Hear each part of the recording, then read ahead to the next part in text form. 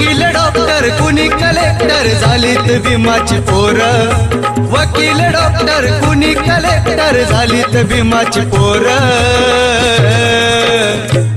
आमचं बघून वैभव सार आमचं बघून वैभव सार तुमच्या पोटात दुखतंय कार आमचं बघून वैभव सार तुमच्या पोटात दुखतंय कार